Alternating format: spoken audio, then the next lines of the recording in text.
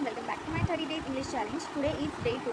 In today's lesson I am learning good manner in English. This topic is good manner in English, learning these words. मी तुम्हाला आता words दाखवते, त्याचा आपण English आणि मराठी दोघांमध्ये पण वाचूया, म्हणजे जेणेकरून आपल्याला पण समजेल. सो गाईज, ही आपली बुक आहे आणि आपण ह्याचा सेकंड डे आपण ह्याचा बघणार आहोत.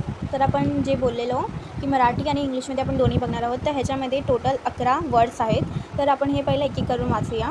फर्स्ट, त्याच्यातला आपला फर्स्ट सेंटेन्स आहे, म्हणजे वर्ड्स आहे प्लीज. प्लीज म्हणजे मराठीत आपला अर्थ होतं कृपया, थँक्यू धन्यवाद, वेलकम स्वागत, काइंडली कृपया. आणि याचा फिफ्थ वर्ड आहे अलाव मी. अलाव मी म्हणजे मला करू द्या. आफ्टर यू आधी तुम्ही. सॉरी माफ करा. एक्सक्यूज मी माफ करा, त्याचा सेम अर्थ होतो सॉरी आणि एक्सक्यूज मी का. 9 आहे पार्डन. पार्डन म्हणजे पुन्हा सांगाल का. पार्डनचा अर्थ होतो तुम्ही पुन्हा सांगाल का. दॅट इज ऑल राईट, काही हरकत नाही. इट्स माय प्लेजर, मला आनंद आहे. हे आपले झाले 11 वर्ड्स. आणि ह्याच्या खाली पण अजून आहे, ते मी थोड्या वेळाने दाखवते तुम्हाला.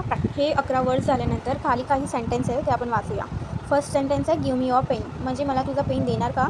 सेकंड आहे give me a glass of water, म्हणजे मला थोडं पाणी देणार का ग्लासमध्ये. थर्ड आहे व्हॉट इज द टाईम काय झाला आहे. Yes I will drink it, ह्याचा अर्थ तुम्ही कॉमेंटमध्ये. त्याच्या खाली आहे may I have your pen please, मला तुझा पेन देशील का please. A glass of water please, मला वॉटर आणून म्हणजे मला पाणी आणून देशील का प्लीज. टाईम प्लीज म्हणजे टाईम काय आहे. येस प्लीज, म्हणजे हे सेम अर्थ आहे, फक्त ह्याच्या पुढे प्लीज लावलं, म्हणजे आपण रिक्वेस्टनी. हे गाईज डे 2मध्ये आपलं हे एवढंच होतं. तर गाईज आपला हा डे 2 पण झाला आहे. Please like share and subscribe for 30 days English challenge. Bye.